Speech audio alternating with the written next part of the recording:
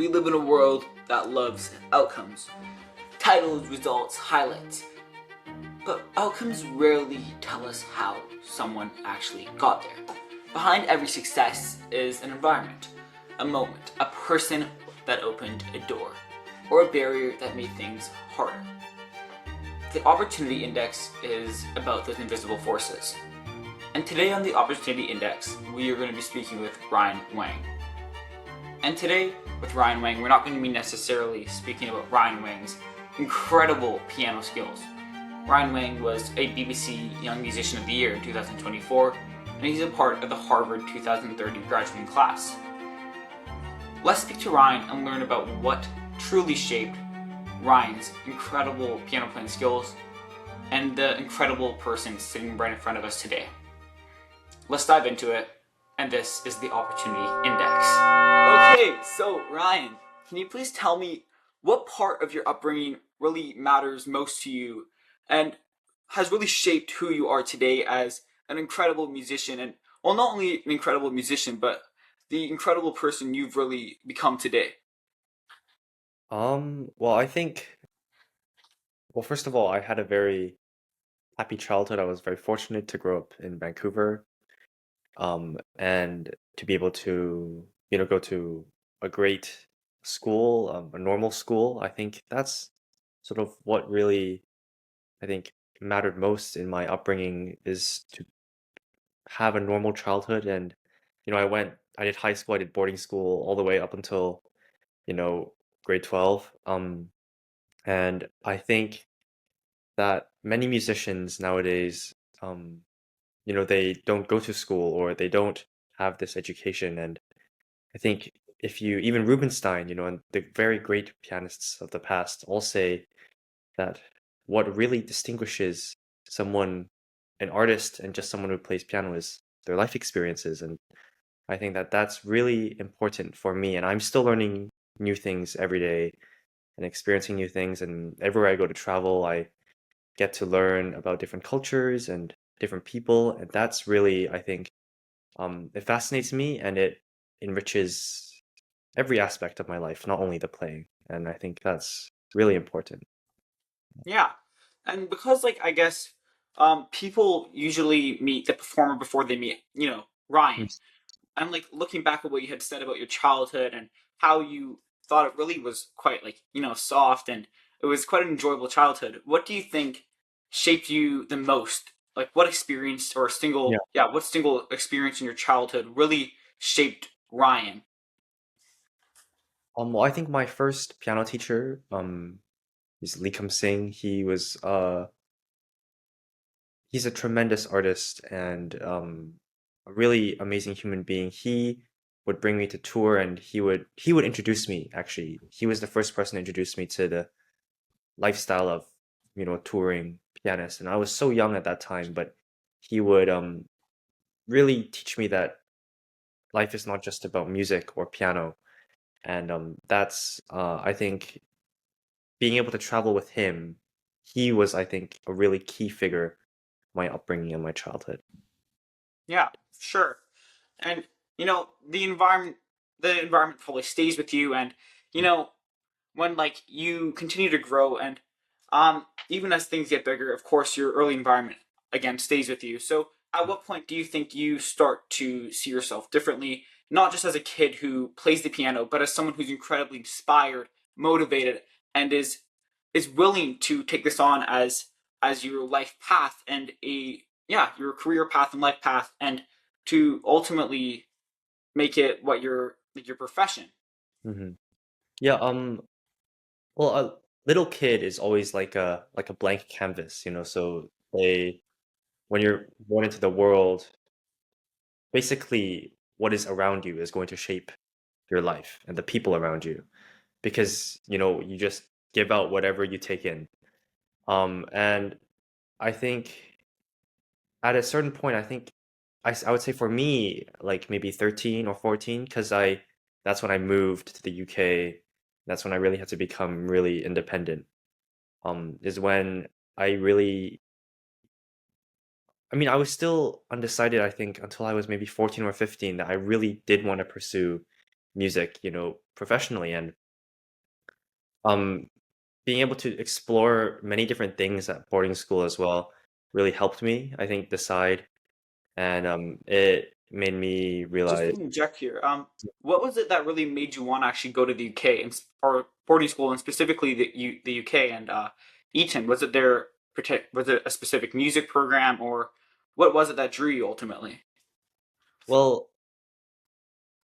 I think Europe always seemed very appealing, especially for music and the arts. So even when I was young, I always wanted to, live in Europe at some point in my life. And then Eton was, Eton was a school that, I had known, a lot about, and I really wanted to go there. And so I applied for their music scholarship, and it was so last minute.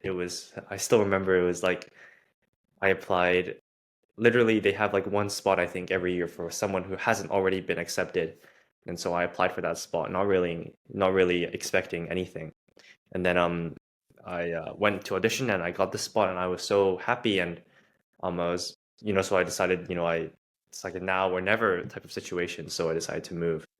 And Eton is, I so enjoyed my 5 years there. It's met so many amazing people, and I had the best time. And yeah, I was just very happy. And Eton really supported my music as well, which is so important for me. Yeah, for Yeah. sure. And I'm guessing that that shift brings, a new kind of weight and a sense of pressure, right? And I guess the question I have for you right now is, where do you feel that pressure in your life most right now? And did that almost begin again at Eton, or did it begin earlier? When did the pressure, or when did the music really hit? Well, um, for me, I always think people work better when there's, a little bit of pressure, but not too much. And for me, I, what keeps me going isn't really the pressure. I think pressure, if it's in too much amounts, it can break, a musician, especially when they're performing so much and traveling so much, and you become so exhausted. Um, I would just say, just finding the love for the music. I choose repertoire, which I love very much and I care about a lot, and I think that helps me keep on going. I have great people around me who inspire me, my teachers, my family. Um, I have a great, team of people around me, my managers. They're all such amazing people, and they fuel me, and to keep me going. And yeah, I think I was just in Nantes actually. I came back today. I played 3 concerts in 24 hours. And that mini marathon was sort of a reminder of, I do this because I want to share music with more people. This music is so great, and it's been around for so many centuries. And if I can just add my own interpretation, to it, to this lifelong, more than lifelong legacy of performers who have performed these great works, then that's all that really matters. Yeah, and just want to make sure I understand what you're saying here. So you're someone who just loves to, like, play the piano, and it's just something you love to do. Is this also something? Is it more of like is it partly just passion, or is it also career orientated? Why did you really decide to take this on? Like, was was there a moment like within your like cognitive mindset that you just went, I really want to become this incredible pianist, and I want to move to Europe. I want to do this. Was there a specific moment that really turned a switch? Was there someone that really encouraged you? What was it ultimately, the turning point? And what was it that really inspired you to take that leap, that jump? Yeah, I know what you mean by this turning, this sort of click. I've had it with, my academics. When it's like an exam is coming, it's like I gotta, lock in, or else it's gonna, be terrible.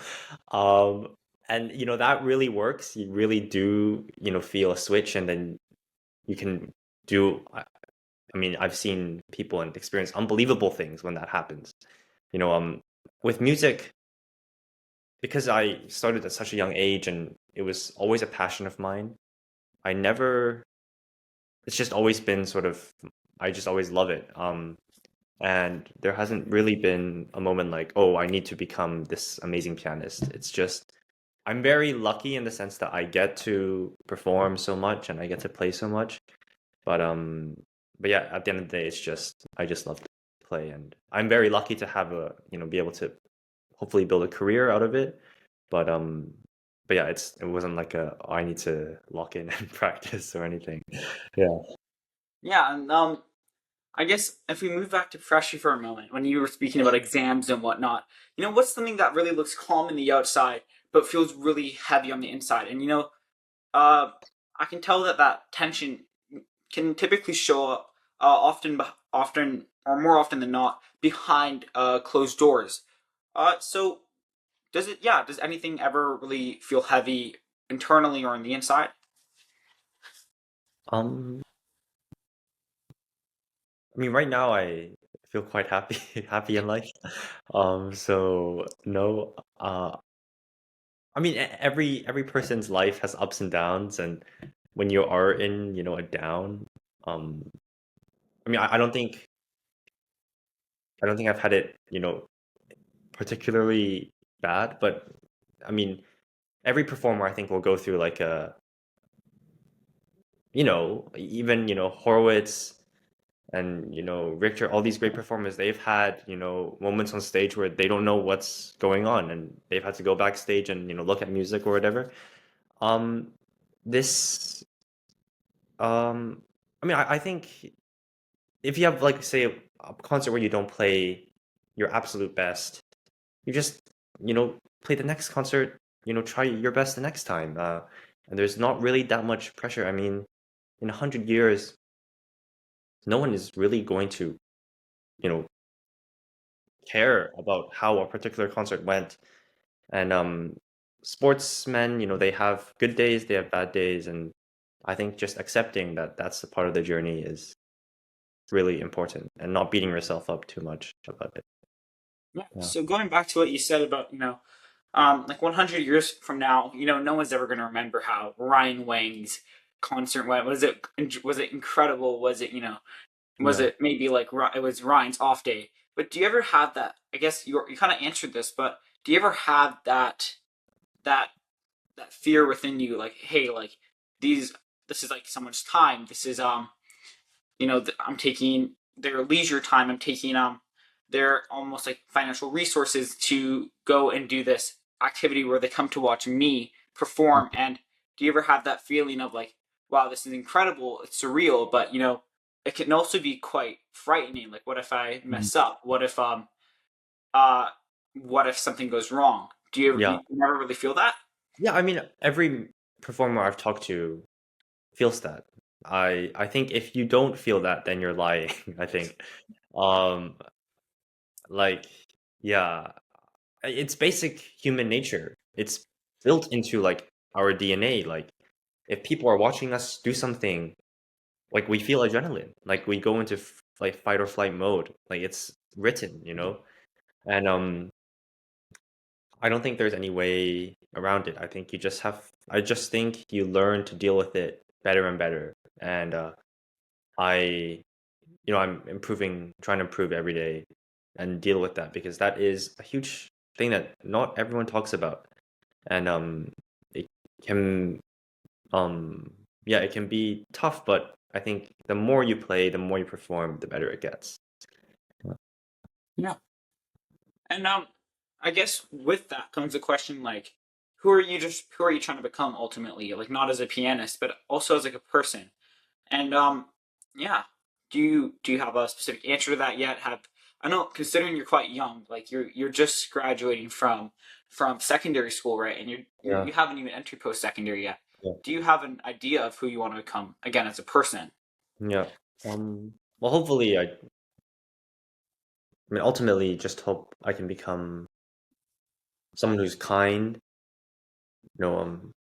I think, music is great, and it would be great if I were, a great musician, but ultimately, I think if you're a kind person and if you know you have a good heart, then I think it'll show in your music. And um, if your music can genuinely make you happy and you feel fulfilled with the music, then it will also show in your life. And hopefully that, light will help, you know, cheesy but brighten someone else's day and, make someone else, make the world a better place. And yeah, that's just what I hope I can do. Yeah. Yeah. Yeah. And that usually changes like how you think about growth a lot of the time. And I guess you want to be that kind person. I think a lot of people today just want to they aspire to be someone who can inspire others and be a source of kindness and you know just be the better person. But do you think like what do you think you're working on improving that nobody would necessarily notice yet, whether it be an aspect within yourself or maybe externally like your music, or is there a composition? What is there something that again you're closely working on and improving right now? Um, well, right now, well, I mean, so much. I'm working on, so much new repertoire, but I would say, right now, what am I working on? Well, um, I think just trying to like run every day, probably. That's what I'm trying to work on. Yeah, I mean, I am like, I haven't failed, I have some self-discipline. So yeah, that's something I'm trying to work on. Just get better at running, I guess. Yeah. Yeah. Yeah, I guess yeah, that's a personal goal. I mean, I ask most guests on the show about like a personal goal they have, whether it be internally or externally, Yeah. whether it's going for a run like yourself or Yeah. just meditating. I think it's Yeah. good that Yeah. we as humans understand that everyone has small goals that they work towards, or even bigger goals. And yeah, thank you for answering that. And Mhm. I guess another thing I want to bridge towards is not everyone gets the space to do this kind of work, and you know following a passion that they love so much and have been doing since how old were you when you started playing the piano? 4.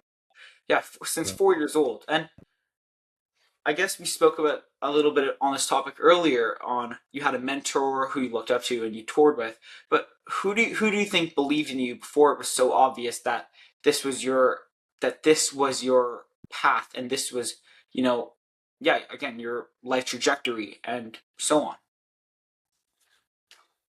Life trajectory sounds like a lot of pressure. But no, I mean, I guess I have to believe in myself the most because I spend the most time with myself. Um, yeah, I guess I mean, music is very difficult because you go on stage, you perform, but backstage, actually, it's about like networking and it's like it's about networking and quarter zips and business and all of that, and then plus the performing. So it's yeah, you really just have to.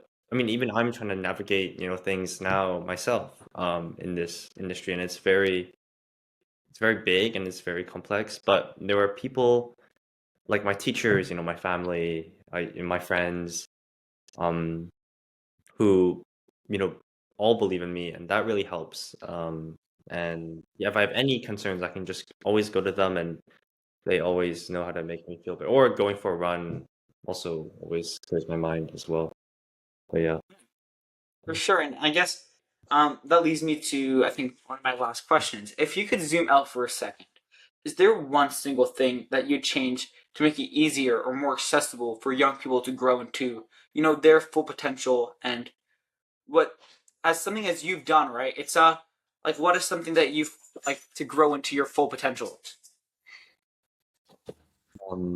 Like in regards to music or just in In general? regards to anything, just something that you make easier again for young people to grow into their full potential, and from your perspective, that that society or I Yeah. guess a lot of young talented musicians and people are missing right now. Well, I am no, expert on this, but I have given, some master classes in my time to, younger children. And um, I think there are some real talents that I've worked with. I can tell immediately. And it is very, surprising to me that these people, in a different universe or a different world, they could be, the people walking on stage in Carnegie Hall, in 10, 20 years' time. But simply because they lack, the resources or accessibility to education in classical music, that's actually very, for me, it was a little bit, disappointing to see. And I work with, the Lang Lang Foundation, and they do great work to provide music and music education to, underserved communities. And I think that work is really important and really great. Um, and you know, sometimes after I give them a masterclass, and then their face lights up, and then they're like, "Oh, thank you so much," and it means a lot to me because these kids are really talented, and they are, real musicians. But and I hope that we can help them and help make classical music, more accessible. Because I think classical music does make you just a better person. It's like how we learn English literature in school to become better human beings. Classical music is just like that, I think. It helps you understand yourself. It's inward, journey, self-discovery. And I think that that would really help society, I think. Yeah. Yeah, and I want to stay on that for a moment actually. How you Mm. just like mentioned how it's really shaped you, and Yeah. it can become almost like a means to, just as like an outlet, right? Can Yeah. you elaborate a bit on like how has it maybe been an outlet for you as like growing up? Maybe if you were ever frustrated, even frustrated at a teacher, even. I remember you shared an anecdote with me about our old um our old teacher and how she had made you play a song in front of the whole school, and she'd gotten frustrated with you because you played the wrong piece. Had you ever had gone home and maybe played the piano as an outlet or a means to like, "Oh, I'm Uh, really frustrated. She got mad at me because I played the wrong piece." Or has there ever been a moment like this where you had just gone home, played the piano, and be like, and it really almost relieves you? Like, do you think most people our age, almost, well, my question is, do you think most people or the younger generation of students, do you think they need an outlet like the piano as a means to, relieve frustration? well, Oh, okay, so piano. So frustration. So for the first thing to say is piano, you should never abuse the piano. So you cannot be, oh, I'm so mad, and then bang the piano. That's called abusing the piano, and that's terrible. But, but um, but I mean, in any life experience I've had, I mean, everyone has things which they cannot tell anyone else, right? You have things which you cannot tell anyone else. I have things which I cannot tell anyone else. And but piano is always there, and piano will never tell anyone else. And piano will always listen to you no matter what, and piano will, blah blah blah blah. So I think that that is great because piano is a lifelong companion, and the piano you can put even stuff that you cannot put into words, you can put into music, and you can tell your piano. So I think that is, yeah, in a sense, I can just let out everything to the piano, and often some of the most magical moments are when you have something to say in your music, and but you should never abuse the piano. That's, you know, lowest level of music making is just like chopsticks abusing the piano. Yeah. So yeah, and I guess, yeah, Ryan, thank you so much for being so open and thoughtful about not abusing the piano and just throughout the interview. So yeah. I No, guess thank you before so we much. wrap up, I just want to ask the question, and I plan to ask every guest on this channel and show, Are you more optimistic about the next generation and its ability to create real change for the better in society? Yeah, I think humans in general are, I mean, from what I see, like little kids are getting smarter and smarter, you know? And I think that hopefully, you know, we will be able to, there will be many more great musicians to come and it will help make society a better place.